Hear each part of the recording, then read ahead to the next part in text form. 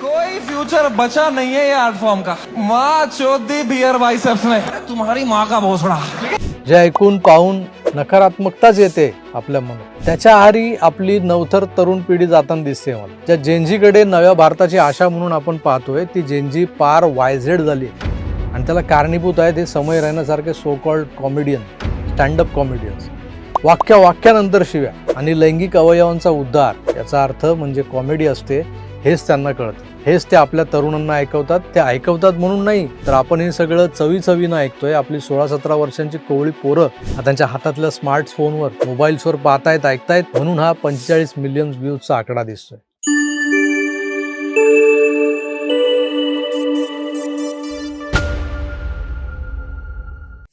काळ मोठा कठीण आलाय, याबद्दल काही शंका नाही. काळ मोठा कठीण आलाय. खरं तर काल एक व्हिडिओ पाहिला मी यूट्यूबवर. 4 दिवसांपूर्वीच तो अपलोड केला गेला होता आणि 4 दिवसात त्या व्हिडिओला व्ह्यूज होते 42 मिलियन, म्हणजे 420 लाख. दिवसाला 110 लाख या सरासरीनं आलेले हे व्ह्यूज. व्हिडिओ होता समय रैना नावाच्या एका स्टँडअप कॉमेडियनचा. होय, तोच समय रैना ज्याच्या इंडियाज गॉट लेटंट नावाच्या त्या शोमध्ये एक मोठी कंट्रोवर्सी झाली होती. हा जो शो होता इंडियाज गॉट लेटंट, खरं तर इंडियाज गॉट टॅलेंट असा एक शो आला होता, ज्यात कलाकारांच्या आतमध्ये दडलेलं टॅलेंट शोधलं जायचं. पण या समय रैनाच्या शोमध्ये लेटंट म्हणजे अव्यक्त किंवा सुप्त, जे सार्वजनिक ठिकाणी आपल्या तोंडून बाहेर पडत नाही, असं जे काही आहे, असे जे शब्द आहेत, असे जे विनोद आहेत, या शोमध्ये अपेक्षित होते.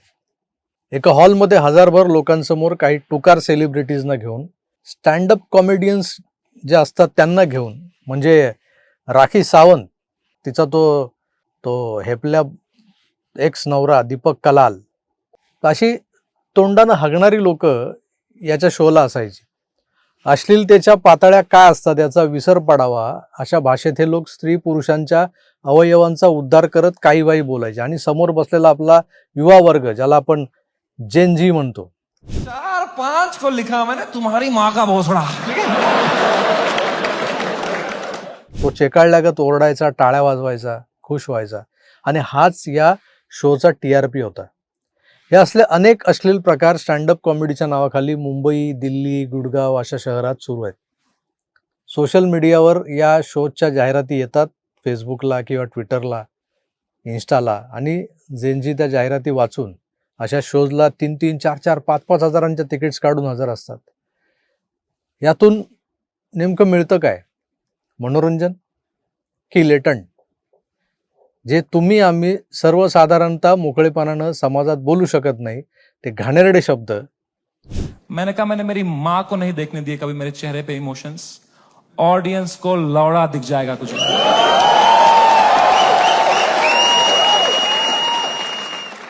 जे बोलतात त्या बोलणाऱ्यांना ऐकणं आणि त्यातून विकृत समाधान किंवा मानसिक ऑर्गॅझम मिळवणं, यासाठी हे लोक हजारो रुपये खर्च करून तिथं जातात का? पूर्वी टीव्हीवर कॉमेडी शो यायचे, सुनील पाल, नवीन प्रभाकर, राजू श्रीवास्तव, ते आता अगदी कपिल शर्मा, सुनील ग्रोवरपर्यंत. पण यांना स्टँडअप कॉमेडियन्स समजून आजवर त्यांच्याही काही कमरेखालच्या विनोदांवर हसत आलो आपण. पण समय रैनाच्या क्रिस्टोफर कोलंबस ने 8 साल अपनी गांड मरवाई थी.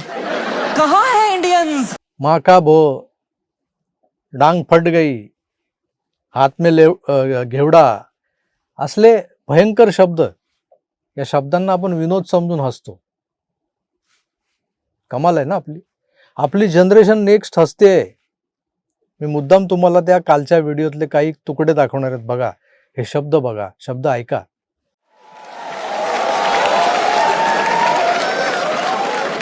कोई फ्यूचर बचा नहीं है ये आर्ट फॉर्म का. माँ चौधी बियर बाइसेप्स ने.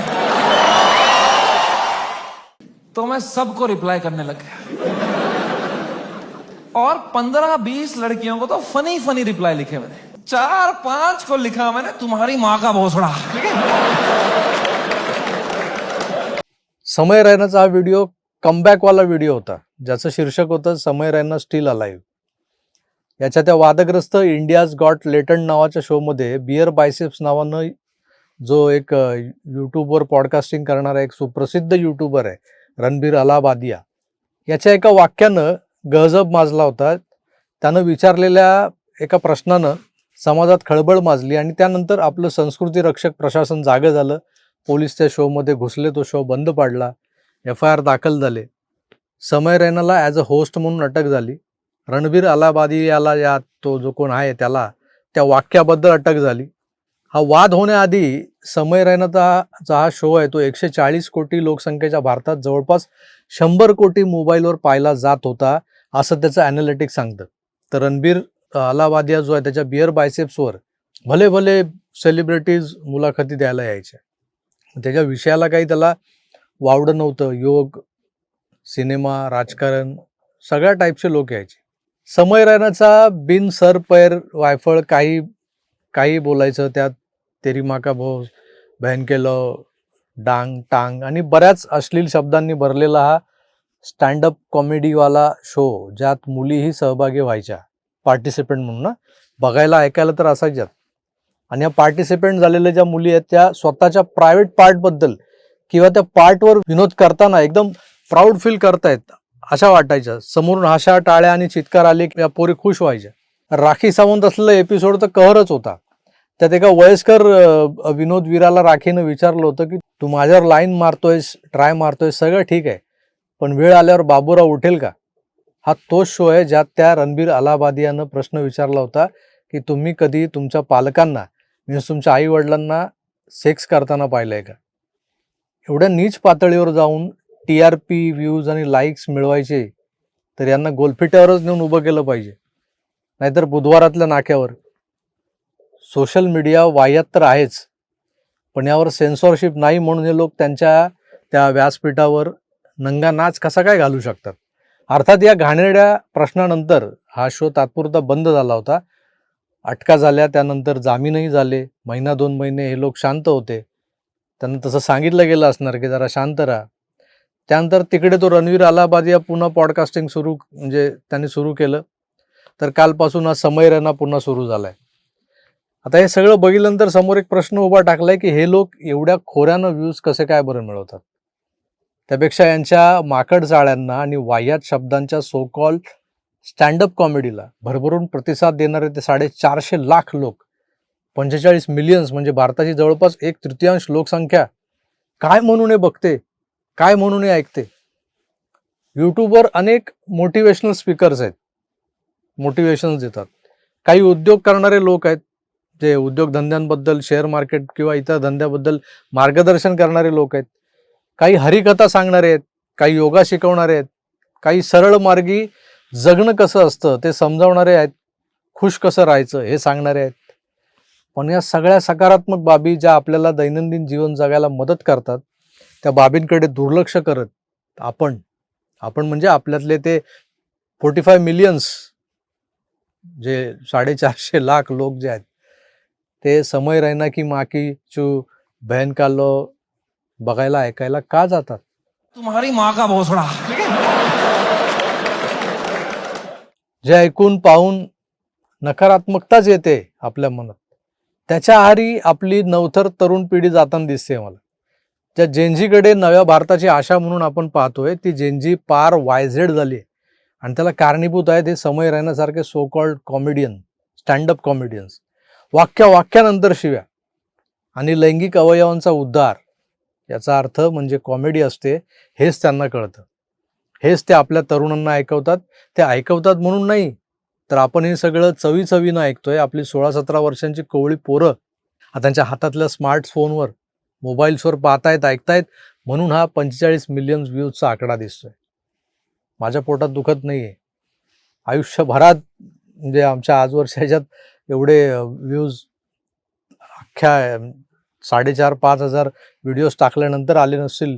एवढे व्ह्यूज जर 4-5 दिवसात येतात तर असूया वाटू शकते लोकांना, कुणाच्याही मनात येईल. पण नाही, त्यांचा जॉनर वेगळा आहे, आमचा जॉनर वेगळा आहे. पण यात असूया वाटण्यासारखं काहीच नाही आहे, कारण आम्ही जे करतोय ते फार वेगळं आहे. हा जो चाललाय ना तो रान बाजार आहे. आमच्या पिढीच्या कानावर अपशब्द किंवा शिव्या पडू नयेत हा अट्टहास असलेले आमचे पालक आम्हाला खुळचट वाटायचे. आम्ही शिव्या द्यायचो काही मित्रांच्या ऐकून. आमच्या पालकांच्या खुळचट अट्टहासामुळे आजची 50शीतली आमची जी पिढी आहे ना ती सुसंस्कृत म्हणवली जाते. समाज सुरक्षित आहे. आमच्या तरुणाईनं उन्माद केला नव्हता, लैंगिक स्वैराचार तर अजिबातच नव्हता. त्याला कारणीभूत होते आमचे खुळचट पालक. पण आजकालच्या पालकांना न जुमानणारी जी जेनझी या समय रैनासारख्या बहनके लवच्या नादी लागून वाया चालली आहे, हे तुमच्या लक्षात येतंय का?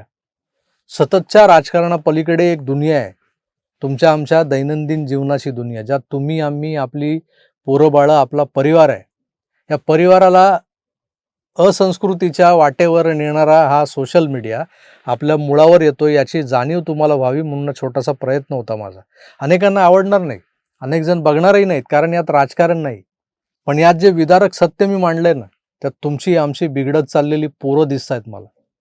पण तरीही त्यांच्याकडे दुर्लक्ष करून तुम्ही फक्त राजकारणात रमणार असाल तर तो आकाशातला देवच तुमचं रक्षण करू. पुढचं सारं राम भरोसे हिंदू हॉटेल असेल, एवढं लक्षात ठेवा. मी इथेच थांबतो, पुन्हा भेटूच. नाहीतर तो आहे समय रैना, आपली आहे काय म्हणतात ते नारळ खवायला. धन्यवाद, नमस्कार.